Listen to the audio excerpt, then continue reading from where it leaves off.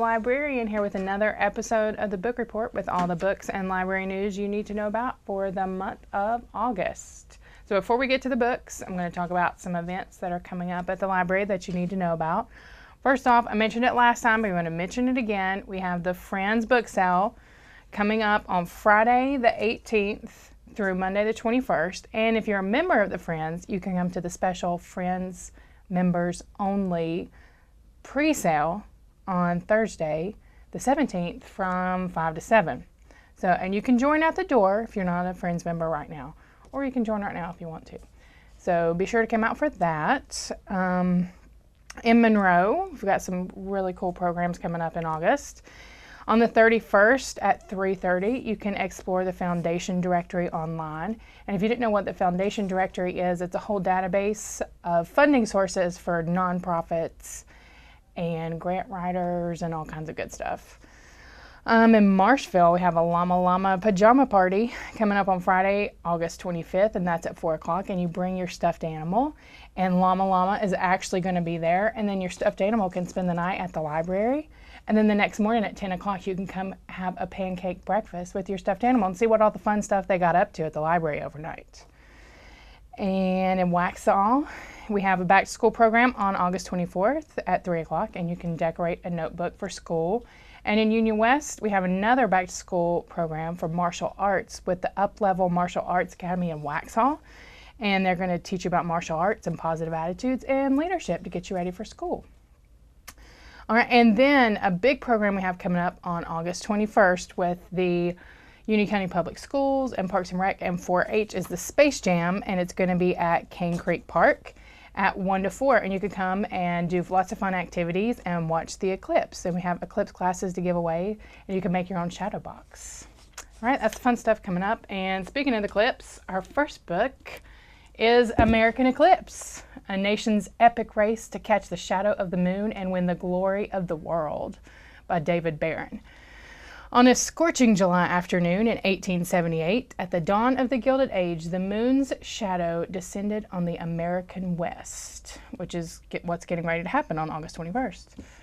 It darkening the skies from Montana Territory to Texas. This rare celestial event, a total solar eclipse, offered a priceless opportunity to solve some of the solar system's most enduring riddles, and it prompted a clutch of enterprising scientists to brave the wild frontier in a grueling race to the Rocky Mountains. Acclaimed science journalist David Barron, long fascinated by eclipses, recreates this epic tale of ambition, failure, and glory in a narrative that reveals as much about the historical trajectory of a striving young nation as it does about those scant 3 minutes when the blue sky blackened and stars appeared in mid-afternoon. In vibrant historical detail, American Eclipse animates the fierce jockeying that came to dominate late 19th century American astronomy, bringing to life the challenges faced by 3 of the most determined eclipse chasers who participated in this adventure. James Craig Watson, virtually forgotten in the 21st century, was in his day a renowned asteroid hunter who fantasized about becoming a Gilded Age Galileo.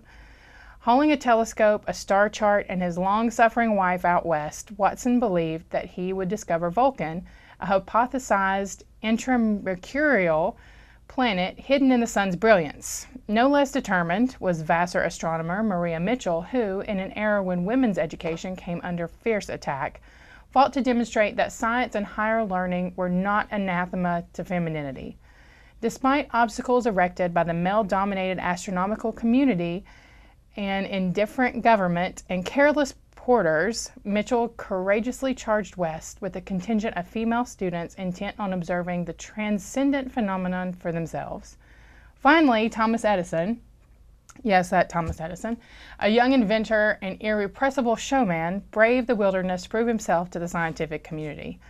Armed with his newest invention, the taximeter, and pursued at each stop by throngs of reporters, Edison sought to leverage the eclipse to cement his place in history. What he learned on the frontier, in fact, would help him illuminate his work. With memorable accounts of train robberies and Indian skirmishes, David Barron's page-turning drama refracts 19th century science through the mythologized age of the Wild West, revealing a history no less fierce and fantastical. And this one got a star review from Booklist and Publishers Weekly. And like I said, it's a good read to get you in the mood for this year's eclipse. All right, next we have The Supremes sing The Happy Heartache Blues by Edward Kelsey Moore. When a late-life love affair blooms between Mr. Forrest Payne, the owner of the Pink Slipper Gentlemen's Club, and Miss Beatrice Jordan, famous for stationing herself at the edge of the club's parking lot and yelling warnings of eternal damnation at the departing patrons, their wedding summons a legend to town.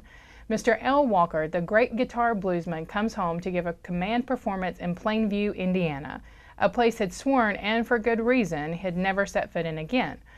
But Elle is not the only Plainview native with a hurdle to overcome. A wildly philandering husband struggles at last to prove his faithfulness to the wife he's always loved.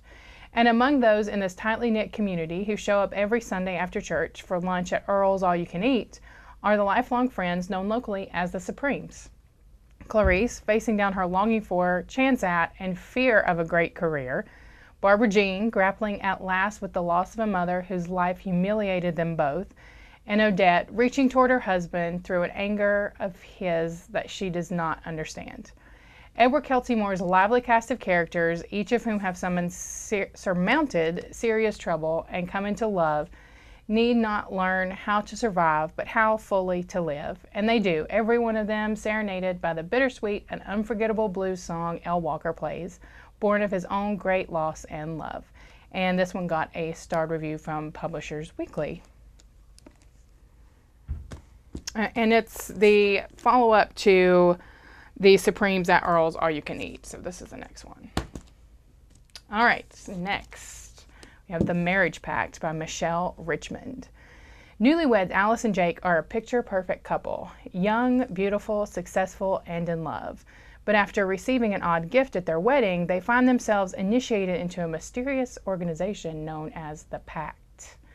The goal of the Marriage Pact seems simple: to keep marriages happy and intact. And some of the rules make sense. Always answer the phone when your spouse calls, plan a trip together once per quarter, exchange thoughtful gifts regularly. But other rules and their methods of enforcement prove to be far more terrifying. What follows is a relentlessly paced tale of deception, unfaithfulness, and duplicity in which the twists and turns just keep coming. And this one got a star review from Library Journal, and the film rights have also been sold to 20th Century Fox with the same people that made Gone Girl and The Martian, and that are developing All the Light We Cannot See. So read it before you see it. Next we have Hello Sunshine by Laura Dave. Sunshine McKenzie is living the dream. She's a culinary star with millions of fans, a line of #1 best-selling cookbooks, and a devoted husband happy to support her every endeavor. And then she gets hacked. When Sunshine's secrets are revealed, her fall from grace is catastrophic. She loses the husband, her show, the fans, and her apartment. She's forced to return to the childhood home and the estranged sister she's tried hard to forget. But what Sunshine does amid the ashes of her own destruction may well save her life. In a world where celebrity is a careful construct, Hello Sunshine is a compelling, funny, and evocative novel about what it means to live an authentic life in an inauthentic age. And this one didn't get any star reviews, but I have heard that Hugh Jackman is a big fan, so that's enough for me. Okay, next we have The Address by Fiona Davis. After a failed apprenticeship, working her way up to head housekeeper of a posh London hotel is more than Sarah Smythe ever thought she'd make of herself. But when a chance encounter with Theodore Camden, one of the architects of the grand New York apartment house, the Dakota, leads to a job offer, her world is suddenly awash in possibility. No mean feat for a servant in 1884. The opportunity to move to America, to be the female manager of the Dakota, and to see more of Theo, who understands Sarah like no one else, and is living in the Dakota with his wife and 3 young children. Danger! In 1985, Bailey Cameron is desperate for new opportunities. Fresh out of rehab, the former party girl and interior designer is homeless, jobless, and penniless. 2 generations ago, Bailey's grandfather was the ward of famed architect Theodore Camden. But the absence of a genetic connection means Bailey won't see a dime of the Camden family's substantial estate. But I bet there is a genetic connection. Better read it and find out. Instead, her cousin, Melinda, Camden's biological great-granddaughter, will inherit almost everything. So when Melinda offers to let Bailey oversee the renovation of her lavish Dakota apartment, Bailey jumps at the chance. The renovation will take away all the character and history of the apartment Theodore Camden himself lived in and died in after suffering multiple stab wounds by a madwoman named, wait for it, Sarah Smythe, a former Dakota employee who had previously spent 7 months in an insane asylum on Blackwell's Island. And for those of you who can count, that's about as long as it takes to hide a pregnancy. Just saying. 100 years apart, Sarah and Bailey are both tempted by and struggle against the golden excess of their respective ages. For Sarah, the opulence of a world ruled by the Astors and Vanderbilts. For Bailey, the free-flowing drinks and cocaine in the nightclubs of New York City. And take refuge and solace in the Upper West Side's gilded fortress. But a building with a history as rich and often tragic as the Dakotas can't hold its secrets forever, and what Bailey discovers in its basement could turn everything she thought she knew about Theodore Camden and the woman who killed him on its head. Dun, dun, dun. All right, next we have The Force by Don Winslow. All Denny Malone wants is to be a good cop. He is the king of Manhattan North, a highly decorated NYPD detective sergeant, and the real leader of the Force. Malone and his crew are the smartest, the toughest, the quickest, the bravest, and the baddest, an elite special unit given unrestricted authority to wage war on gangs, drugs, and guns. Every day and every night for the 18 years he's spent on the job, he's done whatever it takes to serve and protect in a city built by ambition and corruption where no one is clean, including Malone himself. What only a few know is that Denny Malone is dirty. Now, Malone is caught in a trap and being squeezed by the feds, and he must walk the thin line between betraying his brothers and partners, the job, his family, and the woman he loves. I mean, I'm hoping that's the same thing, his family and the woman he loves, but who knows. While the city teeters on the brink of a racial conflagration that could destroy them all. Based on years of research inside the NYPD, this is the great cop novel of our time and a book only Don Winslow could write. A haunting and heartbreaking story of greed and violence, inequality and race, crime and injustice, retribution and redemption that reveals the seemingly insurmountable tensions between the police and the diverse citizens they serve. A searing portrait of a city and a courageous, heroic, and deeply flawed man who stands at the edge of its abyss. The Force is a masterpiece of urban living full of shocking and surprising twists, leavened by flashes of dark humor, a morally complex and utterly riveting dissection of modern American society and the controversial issues confronting and dividing us today.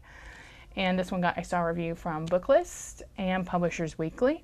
And this one's film rights have also been sold to 20th Century Fox. So again, read it before you see it. All right, next we have our young adult fiction selection for today, and it is Truthers by Jeffrey Gerard.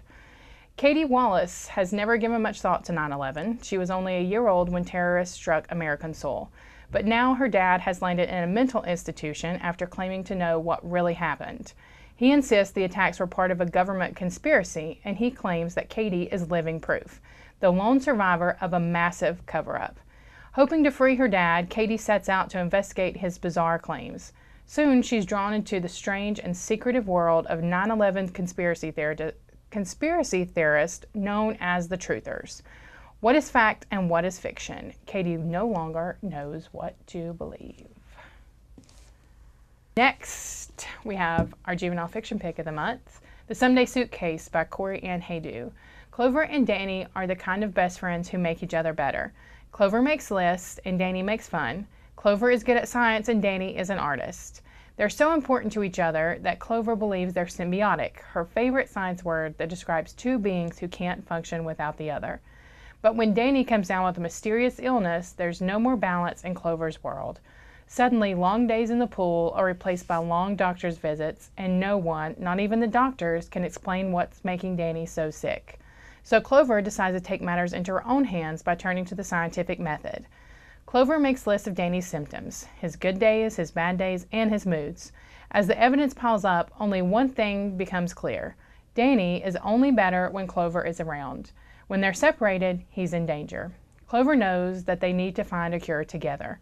Will science be able to save Danny, or is this one time when hope and magic can overcome the unthinkable? And you better read this one with some tissues. It's kind of sad. All right, that's all the books. I know I got kind of carried away this month, but there's lots of good stuff coming out.